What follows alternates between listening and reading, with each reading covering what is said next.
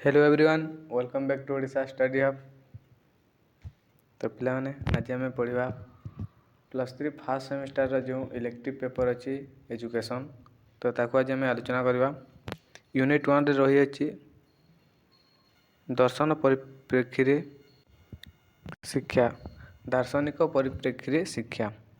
तो यहीटा हूँ प्रथम क्लास एजुकेशन 0। तो देख 2 मार्किया प्रश्न अच्छी केतोटी ताको आलोचना करवा। चैनल को प्रथम थर आसी सब्सक्राइब कर दिंतु एवं बेल आइकन को प्रेस कर दिंतु, जहाँद्वारा आपण सर्वप्रथमे परवर्ती वीडियो पाइपर। तो चलतु आरंभ करवा। तो प्रथम प्रश्न होची दर्शनर अर्थ कौन। दर्शन शब्दटी संस्कृत बा हिंदी भाषार आनीत, जहाँ को इंग्राजी रे फिलोसफी कहुए।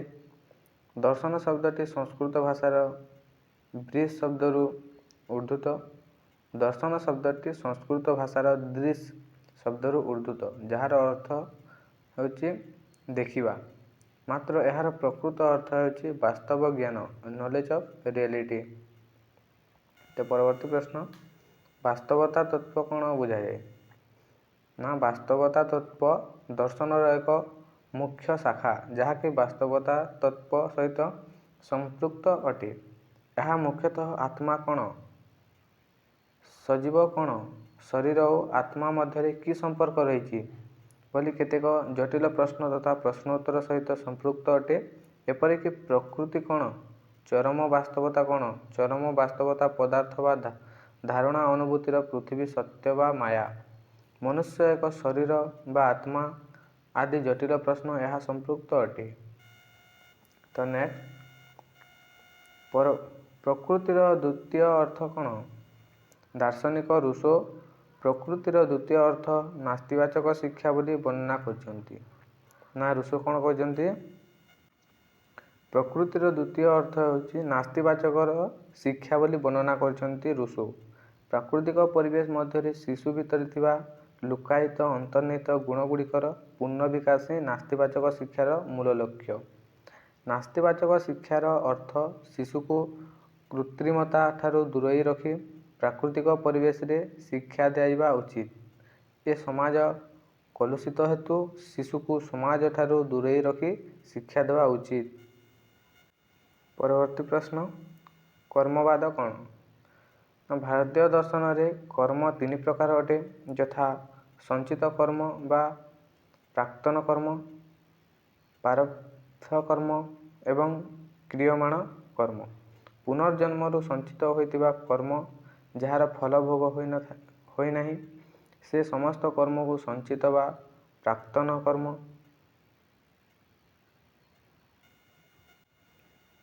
प्रारब्ध कर्म होची सही कर्म जार फल पाइबा आरंभ होइछि एवं वर्तमान क्यों कर्म करूअछु ताहा क्रियमाण कर्म। तो नेक्स्ट, दर्शन और श्रृंखला किपरि संपर्कित। दर्शन और श्रृंखला परस्पर संपर्कित। प्रकृतिवादी माने मत दियंती जे शिशु को पूर्ण स्वाधीनता प्रदान आवश्यक। जो श्रृंखला शिशु को प्रदान करा जिबा ताहा जेपरि प्राकृतिक परिवेश रे होइतिबा दरकार, किंतु प्रयोगवादी माने चाहुतिले शिशु जेपरि पूर्ण स्वाधीनता पाइबा अनुचित, कारण पूर्ण स्वाधीनता शिशु को उपरमुहा करिथाए। तेणु से सर्वदा सामाजिक श्रृंखला रे आबद्ध हेबा उचित। आदर्शवादी मानक मतरे शिशु को जेतिके स्वाधीनता दिया जिवो सेतिके श्रृंखला शिक्षा देवा उचित। परवर्ती प्रश्न, दर्शन और पाठ्यपुस्तक संपर्क कौन। पाठ्यपुस्तक शिक्षा दर्शनर मुकुर सदृश। प्रकृत पाठ्यपुस्तकर निर्वाचनरू ही पाठ्यक्रम प्रस्तुत हुए एवं पाठ्यपुस्तकरू शिक्षार्थी प्रकृत ज्ञानार्जन करिथाए। दर्शन मतरे प्रकृत पाठ्यपुस्तक विभिन्न दर्शन द्वारा विवेचित हुए, यथा आदर्शवादी मानक मतरे पाठ्यपुस्तक व्यक्ति को व्यक्तित्व प्रदान करिथाए एवं उत्तम मार्गदर्शन करिथाए। परवर्ती प्रश्न, दर्शन और पाठ्यपुस्तक संपर्क कौन। तो नेक्स्ट, दर्शन और शिक्षादान पद्धति किपरि संपर्कित। किलपाट्रिकଙ୍କ ମତରେ ଶିକ୍ଷାଦାନ ପ୍ରଣାଳୀ ଶିକ୍ଷା ଓ ଦର୍ଶନ ମଧ୍ୟରେ ସୁସମ୍ପର୍କ ଆଣେ ଏବଂ ଦର୍ଶନ ଶିକ୍ଷାଦାନ ପ୍ରଣାଳୀକୁ ପ୍ରଭାବିତ କରିଥାଏ। ପ୍ରକୃତିବାଦ ଦର୍ଶନ ଶିଶୁକେନ୍ଦ୍ରିକ ଶିକ୍ଷାଦାନ ଉପରେ ଗୁରୁତ୍ୱ ଦେବାବେଳେ ପ୍ରକୃତିବାଦୀମାନେ ଶିକ୍ଷଣର ଅଭିପ୍ରେରଣା ଚକ୍ର, ଛବି ବ୍ୟାଖ୍ୟା, କ୍ରୀଡ଼ା ପଦ୍ଧତି, କର୍ମ ମାଧ୍ୟମରେ ଶିକ୍ଷଣ, ଭ୍ରମଣ, ଶିଶୁ ସ୍ୱାଧୀନତା ଉପରେ ଗୁରୁତ୍ୱ ଦିଏ। ମାତ୍ର ପ୍ରୟୋଗବାଦୀମାନେ ଶିକ୍ଷଣରେ ପ୍ରୋଜେକ୍ଟ ଓ ସମସ୍ୟା ସମାଧାନ ପଦ୍ଧତି ମାଧ୍ୟମରେ ଶିକ୍ଷାଦାନ କରିବାକୁ ପ୍ରବର୍ତ୍ତାଇଥାନ୍ତି। ତେଣୁ ଦର୍ଶନ ଓ ଶିକ୍ଷାଦାନ ପଦ୍ଧତି ସମ୍ପର୍କିତ। ପରବର୍ତ୍ତୀ ପ୍ରଶ୍ନ, ସାଂଖ୍ୟ ଦର୍ଶନର ଅର୍ଥ କ'ଣ? ନା ସାଂଖ୍ୟ ଶବ୍ଦଟି ସଂଖ୍ୟା ଶବ୍ଦରୁ ଉତ୍ପନ୍ନ ହୋଇଛି, ଯାହାର ଅର୍ଥ ହେଉଛି ସମ୍ୟକ୍ ବିଚାର ବା ସମ୍ୟକ୍ ଜ୍ଞାନ। ଏହି ଦର୍ଶନ ସମ୍ୟକ୍ ଜ୍ଞାନ ପ୍ରଦାନ କରେ। ସାଂଖ୍ୟ ଦର୍ଶନ ଦ୍ୱାରା ବିବେକ ଖ୍ୟାତି ବା ପ୍ରକୃତି ପୁରୁଷ ବିବେକ ଜ୍ଞାନ ଲାଭ କରିଥାଏ। ଏହାର ଲକ୍ଷ୍ୟ ଶାରୀରିକ, ମାନସିକ, ଆବେଗିକ, ନୈତିକ ଓ ବୌଦ୍ଧିକ ବିକାଶ ଅଟେ। ନା ସାଂଖ୍ୟ ଶବ୍ଦଟି ସଂଖ୍ୟା ଶବ୍ଦରୁ ଉତ୍ପନ୍ନ ହୋଇଛି, ଯାହାର ଅର୍ଥ ହେଉଛି ସମ୍ୟକ୍ ବିଚାର ବା ସମ୍ୟକ୍ ଜ୍ଞାନ। ଏହି ଦର୍ଶନ ସମ୍ୟକ୍ ଜ୍ଞାନ ପ୍ରଦାନ କରିଥାଏ।